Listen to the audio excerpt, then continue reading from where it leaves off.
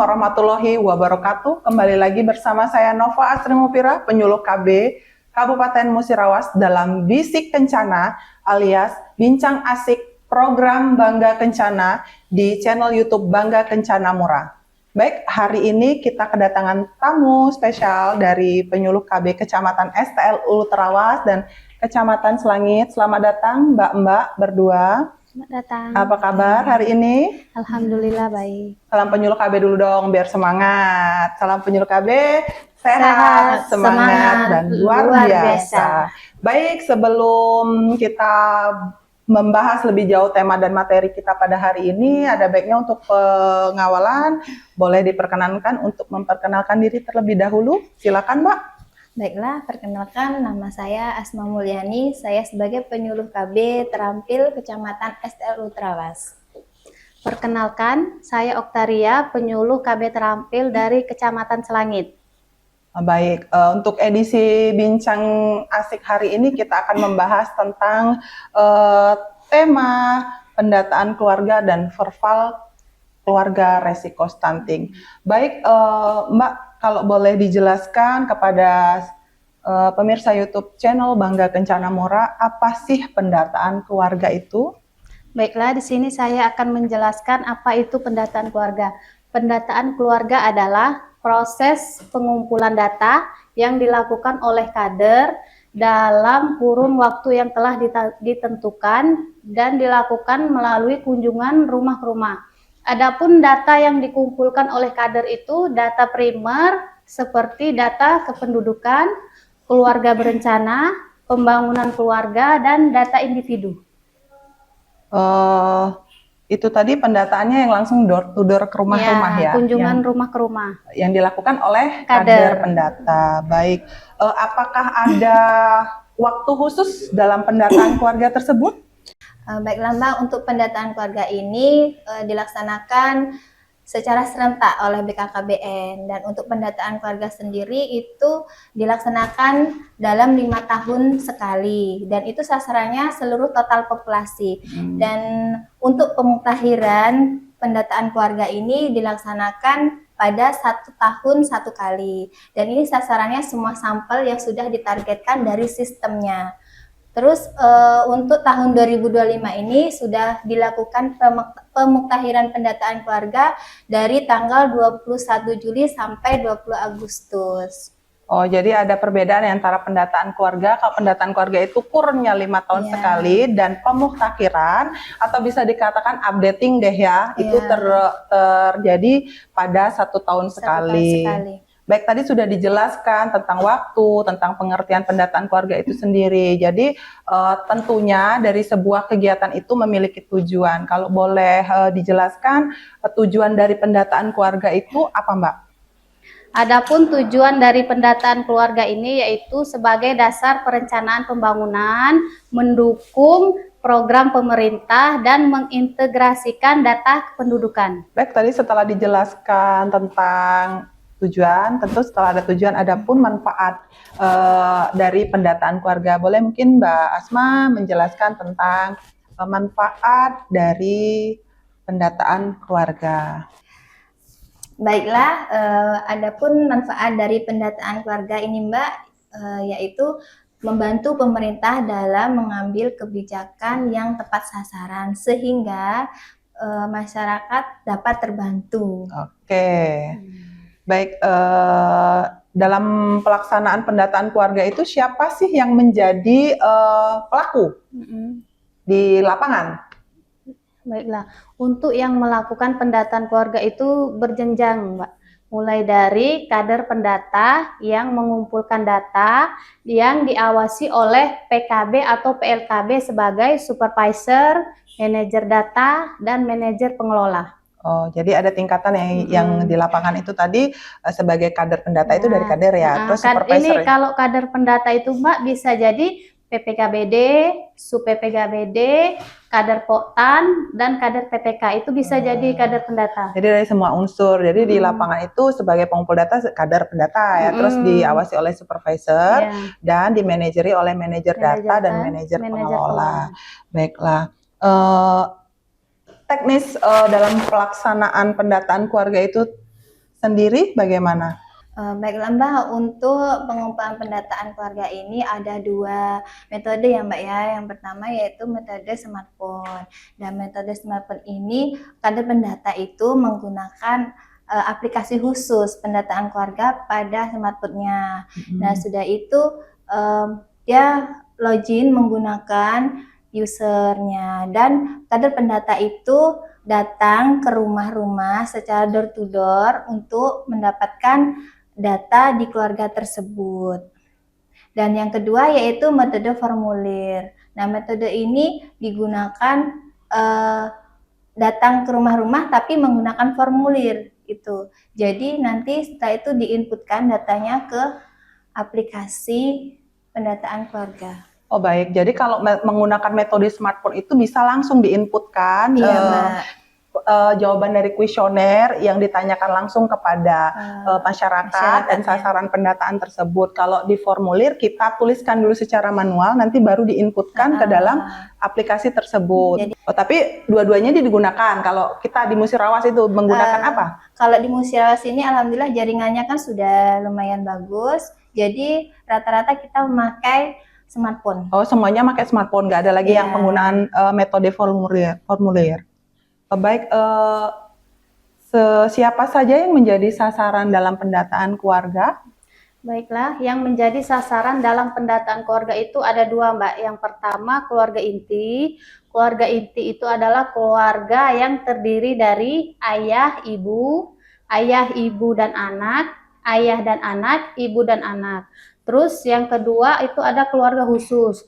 Keluarga khusus ini keluarga yang tidak memenuhi kategori keluarga seperti adik dan kakak tanpa orang tua, kakek atau nenek dengan cucu, dan individu atau seorang diri. Oh, bisa dikatakan ya kalau misal keluarga inti tadi keluarga yang utuh ya. Kalau keluarga khusus itu bisa jadi keluarga tunggal ya. Baiklah, kalau boleh di-share kepada pemirsa YouTube Bangga Kencana Murah, poin-poin apa saja yang menjadi isi kuesioner yang ditanyakan kepada keluarga? Kalau boleh di-share, kalau nggak boleh atau menjadi suatu rahasia yang tidak bisa dipublikasikan nggak apa-apa. Tapi kalau kalau mau di-share juga nggak apa-apa. Baiklah Mbak, boleh Mbak kita untuk pengetahuan kita ya Mbak ya. Di dalam kuesioner itu ada 3 poin. Nah, yang pertama itu blok 1 namanya Mbak, itu isinya mengenai dengan kependudukan. Jadi di situ ada yang namanya data secara umum, ada identitas wilayah di dalamnya, nama, dan wilayahnya, alamat, jenis kelamin. Dan untuk blok yang kedua mengenai seputar keluarga berencana. Jadi ini khusus untuk pertanyaan pasangan usia subur. Nah, yang dimaksud di sini pasangan usia subur itu wanita yang usianya 10 sampai 49 tahun. Dan di dalamnya ini pertanyaannya mengenai seputar alat kontrasepsi, apakah wanita ini memakai alat kontrasepsi atau tidak, terus berapa kali melahirkan, terus anaknya ada berapa gitu. Terus blok yang ketiga mengenai pembangunan keluarga. Jadi di dalam blok ketiga ini semua keluarga sasaran bisa mengisinya, bisa ditanyakan. Terus di dalamnya ini mengenai ekonomi sosialnya, terus berhubungan dengan pembangunan keluarga, diantaranya kegiatan-kegiatan Poktan seperti Bina Keluarga Balita, Bina Keluarga Remaja, Bina Keluarga Lansia, UPPKA, dan PIK Remaja. Begitu Mbak, kira-kira Mbak. Jadi kalau bisa disimpulkan untuk blok 1 dan blok 3 itu berlaku untuk semua ya pertanyaannya ya. Kalau untuk blok 2 itu pertanyaan khusus untuk keluarga yang memiliki status pasangan usia subur, karena kan menyangkut dengan pertanyaan tentang metode kontrasepsi dan keluarga berencana maupun riwayat persalinan. Baik, setelah dijelaskan dari awal pengertian, tujuan, manfaat, dan itu sasaran ataupun metode yang dilakukan, tentunya dalam kegiatan pendataan keluarga ini pastilah ya, pasti bisa dikatakan ada kendala dan hambatan. Kalau boleh dibagikan, di-share kendala apa dan hambatan apa yang terjadi ketika di lapangan melaksanakan pendataan keluarga tersebut.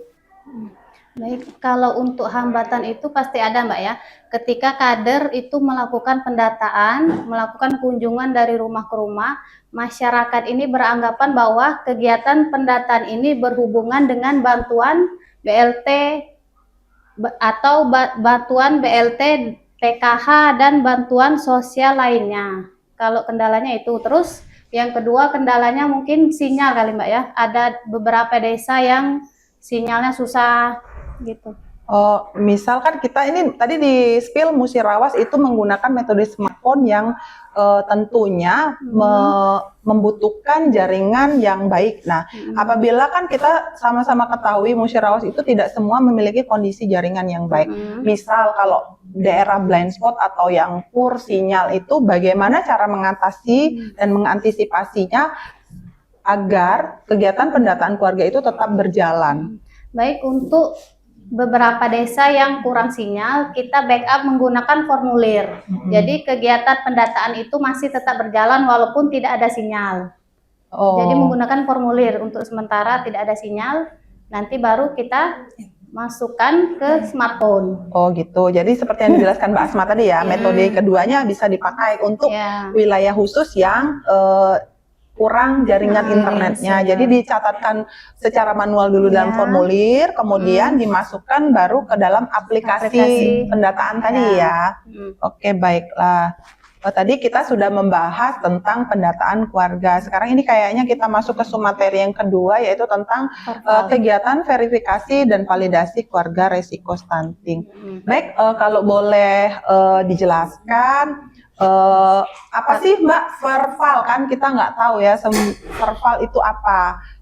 Verval KRS ya disingkat itu, Verval keluarga risiko stunting. Boleh Mbak dijelaskan? Baiklah, Verval KRS itu adalah proses verifikasi dan validasi data keluarga risiko stunting. Ini kalau Verval ini hanya keluarga yang berisiko Mbak, yang kita verifikasi dan validasi datanya. Data keluarga risiko stunting itu terdiri dari PUS, ibu hamil, dan keluarga yang memiliki balita. Oh, jadi untuk Verval KRS itu khusus untuk keluarga yang berisiko stunting dengan sasaran tadi ya, PUS, ibu hamil, dan keluarga yang memiliki balita. Tadi kan kita sudah membahas tentang pendataan keluarga ya. Kita sudah ini kita lagi membahas tentang Verval keluarga risiko stunting. Apakah ada perbedaan antara Verval KRS dan pendataan keluarga tadi? Baiklah, untuk perbedaan PK dan Verval, kalau Verval itu hanya keluarga risiko stunting saja yang kita verifikasi dan validasi. Untuk pendataan keluarga, semua keluarga dan individu. Oh, jadi perbedaannya terletak pada sasaran ya? Kalau itu keluarga, kalau Verval itu sasarannya keluarga yang beresiko stunting dengan 3 atau 4 sasaran tadi ya. Terus kalau pendataan keluarga itu semua keluarga yang menjadi sasaran pendataan keluarga. Baik, apakah ada waktu khusus untuk melakukan kegiatan verifikasi dan validasi data keluarga resiko stunting itu? Mbak Asma mungkin bisa bantu untuk menjawab.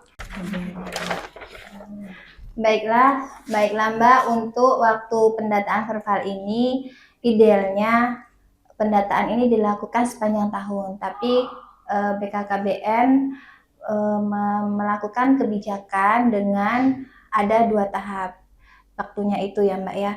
Yang pertama tahap 1 untuk khusus Desa Lokus pada tanggal 15 Juni sampai 14 Juli. Dan untuk yang tahap kedua tanggal 20 Juli sampai 20 Agustus. Ini untuk khusus desa yang non-lokus gitu Mbak. Oh, sebenarnya data itu bisa diupdate sepanjang tahun. Cuman ada waktu khusus yang dilakukan untuk pelaksanaan Verval. Itu yang sesuai Mbak yang jelaskan tadi, rentang waktunya untuk tahap 1 di Juli sampai Agustus tadi. Kemudian yang tahap kedua tadi berlaku di Juli minggu ketiga sampai Agustus ya. Agustus, ya. Baiklah. Baik, untuk pelaksanaan dan metode verifikasi dan validasi keluarga resiko stunting itu apakah sama dengan pendataan keluarga tadi? Sama Mbak. Pendataan keluarga dengan verbal ini sama. Pendataan verbal ini dilakukan oleh kader pendata juga. Nah, terus dengan cara pakai smartphone juga, Mbak, dengan cara mengakses aplikasi khusus Mobile Siga. Di sini kader itu menggunakan aplikasi itu datang ke rumah-rumah secara door-to-door juga, dan di sana bisa mempertanyakan secara langsung pada keluarga tersebut. Oh, metodenya sama menggunakan smartphone dengan teknik wawancara langsung yang datang door to door ke rumah yang dilakukan oleh kader. Pada prinsipnya sama. Cuman ada apakah ada perbedaan aplikasi antara pendataan keluarga dan verbal KRS tadi? Beda aplikasinya, Mbak. Kalau PK tadi kan menggunakan aplikasi PK, pemutahiran keluarga. Kalau verbal khusus di dalamnya itu Siga Mobile. Oh, hanya untuk teknik dan metode sama. Cuman yang perbedaannya itu ada di aplikasi yang digunakan. Oh, baiklah. Mungkin bisa dijelaskan juga manfaat dari verifikasi dan validasi data keluarga resiko stunting. Baiklah, tujuan dilakukan Perpal KRS ini adalah untuk mendapatkan data keluarga resiko stunting yang menjadi sasaran pemerintah untuk melakukan intervensi yang sensitif dan spesifik. Baik, pada prinsipnya sama ya, sebagai dasar perencanaan pemerintah dalam membantu untuk membuat kebijakan yang tepat sasaran. Pada intinya dan prinsipnya, baik pendataan keluarga maupun verifikasi dan validasi keluarga resiko stunting itu memiliki tujuan yang hampir sama. Intinya membantu pemerintah dalam membuat kebijakan yang tepat sasaran. Baik, apa ada indikator-indikator dalam pelaksanaan kegiatan verifikasi dan validasi keluarga resiko stunting? Adapun indikator sasaran Perpal ini yang pertama, keluarga yang tidak mempunyai jamban, keluarga yang tidak mempunyai sumur atau air minum yang layak. Yang ketiga, 4T. 4T itu yang pertama, pus yang terlalu tua, yakni pus yang terlalu tua melahirkan usia di atas 35 tahun, pus terlalu muda, yaitu usia seorang wanita untuk hamil dan melahirkan kurang dari 20 tahun, terlalu dekat itu kurang dari 2 tahun, sudah hamil lagi, terus terlalu banyak itu terlalu banyak anak, yaitu lebih dari 3, 4 atau bisa 5. Oh, jadi indikatornya tadi ada 3 ya, Mbak ya. Yang pertama tadi sanitasi jamban yang tidak layak, yang kedua sumur atau sumber air minum yang tidak layak, dan yang ketiga itu 4 terlalu ya. Terlalu tua, terlalu muda, terlalu banyak, dan terlalu dekat. Baik, setelah dijelaskan tentang verifikasi dan validasi keluarga resiko stunting tadi, tentunya dan pastinya sama kayak PK tadi mungkin ya Mbak ya, ada kendala yang terjadi di lapangan dalam kegiatan tersebut. Boleh di-share kendala-kendala apa saja yang pernah terjadi pada kegiatan verbal KRS? Tentunya Mbak ya, untuk kendala ini pasti ada ya Mbak ya, namanya juga kita di lapangan. Yang pertama yaitu jaringan sinyal. Kadang kan mati lampu itu langsung hilang sinyalnya, itu kendalanya Mbak. Terus yang kedua, kadang-kadang kan masyarakat ini susah ditemui karena mayoritas masyarakat kita itu kan petani, jadi mereka banyak yang ke kebun kalau pas pada siang hari gitu. Terus kalau yang ketiga, kurangnya pemahaman tentang masyarakat ini kurang memahami tentang pentingnya pendataan verbal ini. Jadi ketika kita mau mendata, masyarakat ini menolak seperti itu. Oh, jadi antisipasinya kalau misal terjadi kejadian masyarakat ada yang menolak untuk didata tersebut, bagaimana teknis yang dilakukan kader pendata di lapangan? Baiklah ya Mbak, untuk ada kan sebagian masyarakat yang menolak tadi, di sini kader pendata ini melibatkan tokoh formal dari orang yang terdekat dari masyarakat tersebut. Misal kita mengajak Pak Kadusnya untuk melakukan pendekatan kepada masyarakat, memberikan pemahaman kepada mereka. Kita datengin tuh 1 kali, terus misalnya belum berhasil nih 2 kali, masih belum lagi berhasil 3 kali. Ini solusinya kita di pendataannya kita isi dengan keluarga tidak ditemui gitu Mbak. Tapi jarang kok Mbak terjadi seperti itu, apalagi di Kecamatan STL Trawas rata-rata siap untuk didata. Iya. Baik, mungkin sebagai penyuluh KB yang ada di garda terdepan sebagai lini lapangan, ujung tombak, pasti punya harapan untuk kegiatan pendataan keluarga dan verbal KRS.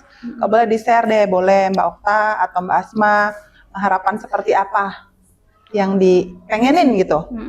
Baiklah, kalau untuk harapannya semoga hasil pendataan ini bisa dimanfaatkan oleh pemerintah sebagai dasar untuk menganggarkan atau merancang pembangunan keluarga Di bidang kependudukan di bidang tentunya kependudukan ya. Sudah. Terus ada lagi Mbak Asma? Cukup. Nah, sudah panjang lebar ya kita menjelaskan tentang materi pendataan keluarga dan verbal keluarga risiko stunting. Mungkin ada closing statement yang ingin disampaikan Mbak Asma? Baiklah, closing statement-nya singkat saja ya Mbak ya.